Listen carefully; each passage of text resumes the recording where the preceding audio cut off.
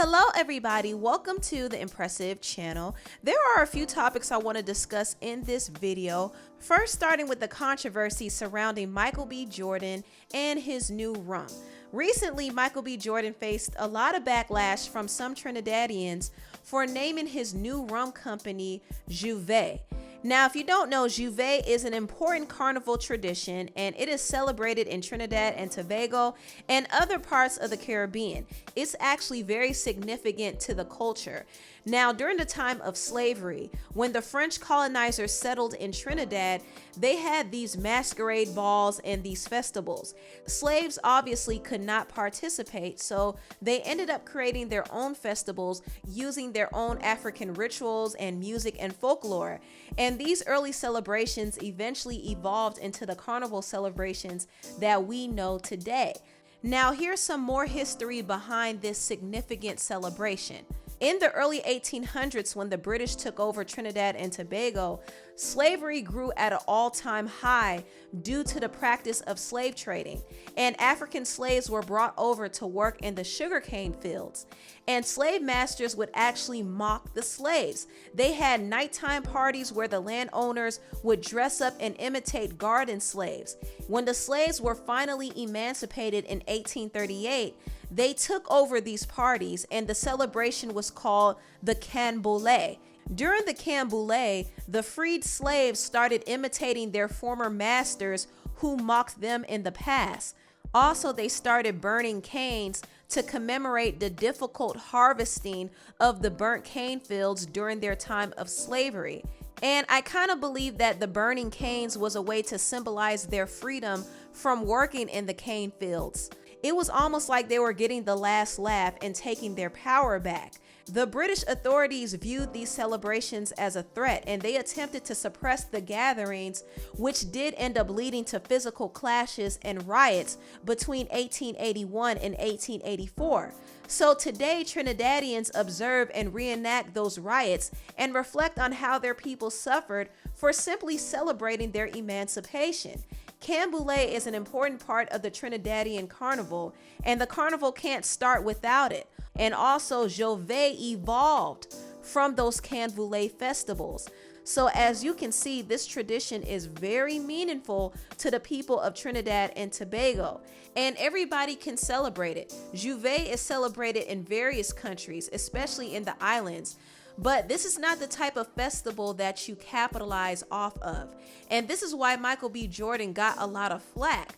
His intentions seem to be in the right place, but something that culturally significant shouldn't be trademarked for a rum company. That's like a non-African American naming their vodka Juneteenth.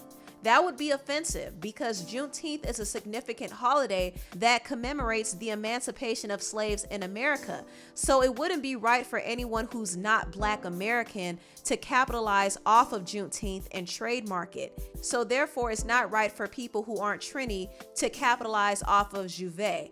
And once again, I don't believe Michael's intentions were bad, but he did get tons of backlash. And Nicki Minaj, who is Trini herself, even spoke up and said, I'm sure MBJ didn't intentionally do anything he thought Caribbean people would find offensive. But now that you are aware, change the name and continue to flourish and prosper. Once Nicki Minaj brought attention to this, that's when Michael issued a statement, and I'm sure he and his team were planning on addressing this, but once Nicki spoke up about it, it really put the pressure on them to respond. So that kind of shows how powerful Nicki's influence is. But this is what Michael said. I just want to say on behalf of myself and my partners, our intention was never to offend or hurt a culture we love and respect and hope to celebrate and shine a positive light on. Last few days has been a lot of listening, a lot of learning, and engaging in countless community conversations. We hear you, I hear you, and want to be clear that we are in the process of renaming. We sincerely apologize and look forward to introducing a brand we can all be proud of. So that was Michael's statement, and I'm glad he addressed the situation, and I'm glad that he's actually taking steps to rename it. And I'm sure that process is not easy at all, but Michael really cares about what people think, and I'm sure Trinidadians everywhere appreciate the fact that he cares. And I think the controversy surrounding his new RUM will actually draw in more publicity for him when he finally does rename it. So in the end, I feel it will all work out for him. Now on to the next topic. I want to briefly talk about the artist TPain. Now recently there was a clip that went viral from this show on Netflix called This Is Pop. And TPain actually revealed on this show that Usher sent him into a depression because he told him that he ruined music. Now, TPain has been dubbed as the auto-tune singer. He made auto-tune very popular in R&B and hip-hop music around the 2000s. And even though TPain was not the originator of auto-tune, he made it a huge thing in music. And TPain is already a great producer and he could sing really well. But him using the auto-tune just added some extra sauce on his sound, and it became somewhat of a phenomenon around that era. And I will say TPain is one of the artists that really set the foundation for the melodic rap that we hear today. Before rappers started singing, a lot of them hired TPain to do hooks on their songs. And after a while, rappers like Kanye West started using auto-tune. And Kanye's album 808s and Heartbreaks actually inspired a whole generation of rappers to start singing and using auto-tune. And Kanye took some inspiration from TPain's first album, Rapper Turned Singer. So TPain actually helped lay the foundation for a lot of the sounds that we hear today. And there were some people in music that really liked his sound. Like I said, Kanye West was inspired by him, and also the late great Michael Jackson liked TPain as well. But unfortunately, there were some other artists in the industry who didn't really like him all that much. In fact, a lot of artists in the industry didn't like what he was doing.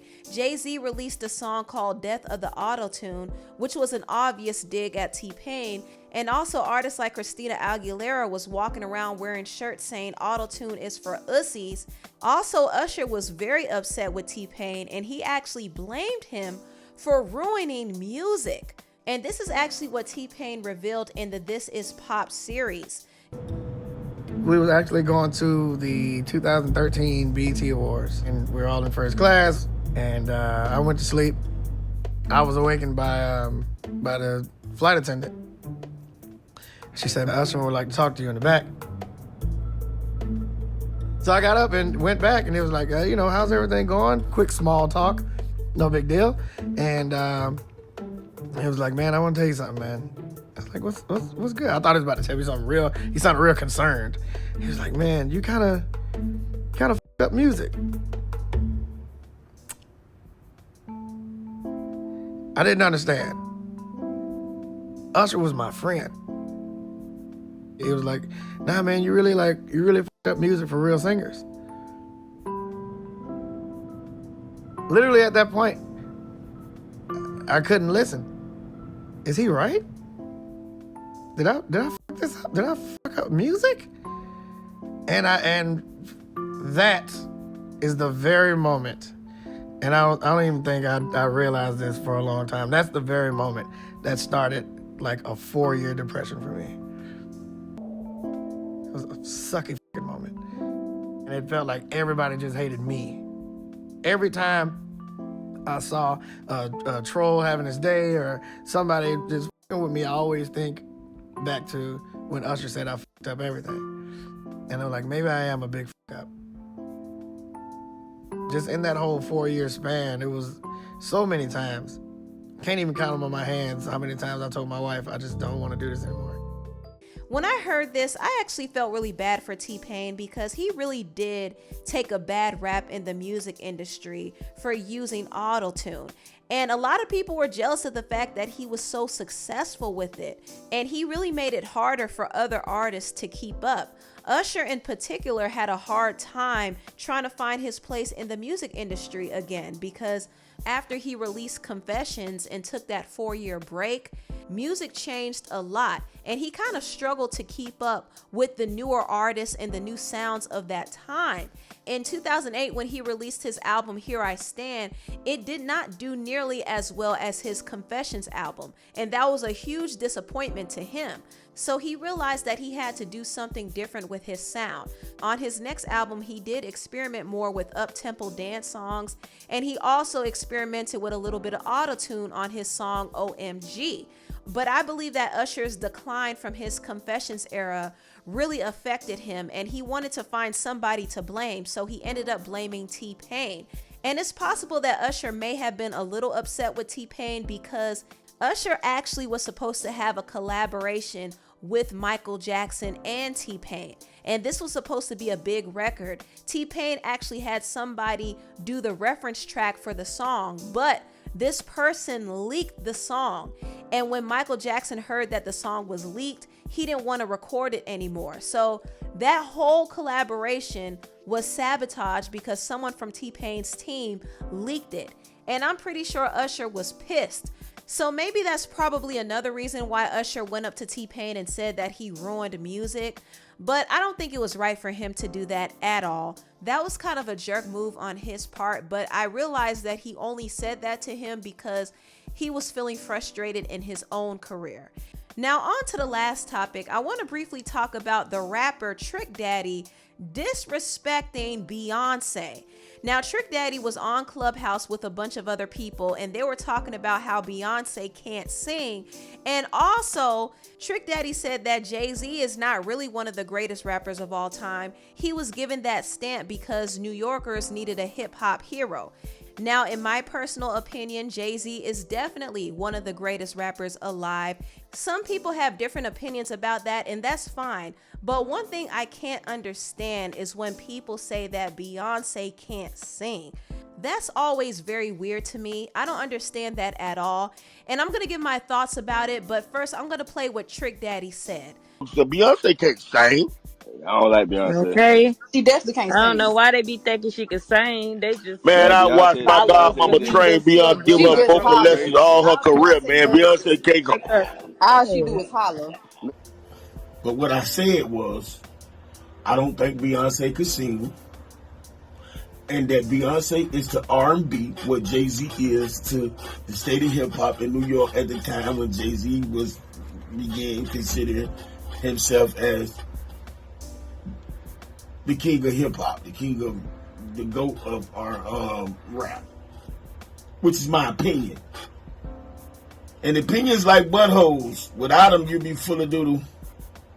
Now, when Trick Daddy made these comments, he got dragged on social media. He got dragged on Twitter all day long, and also the Beehive came out and gave him all type of negative reviews on his restaurant.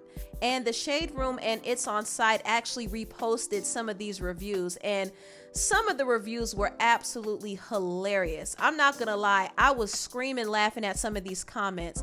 The Beehive is probably the wildest fan base ever. They are absolutely crazy. They don't play about Beyonce at all. And even though I found some of the comments funny, I don't think it was right for them to go on there and do that to his business. That's not right at all. And as far as what Trick Daddy said, I will say he has a right to express his opinion. Trick Daddy doesn't think that Beyonce is a singer according to his standards. And if that's how he feels, that's how he feels. But I just didn't like the tone of how he was speaking about Beyonce. I think a lot of people still discredit this woman, even though she has proven herself time and time again that she is that girl. Beyonce has been one of the most consistent performers that I've seen in this generation, and she only gets better and better. So I can't understand why some people feel the need to put down her vocal ability. I've seen Beyonce in concert several times. Beyonce is a top level vocalist. Not a lot of people can sing at her level and dance and perform at the same intensity as she does. That is a special skill, and that takes years of practice and experience. So I always find it weird when people try to downplay her vocals, but people have a right to their opinion. Trick Daddy's opinion is not necessarily something that I agree with or respect, but it is his opinion. So There's nothing I can do about it. Anyway, tell me what you all think about this video down below. Please like, comment, and subscribe, and share this video if you care. Thank you so much for watching, and I'll see you next time. Bye.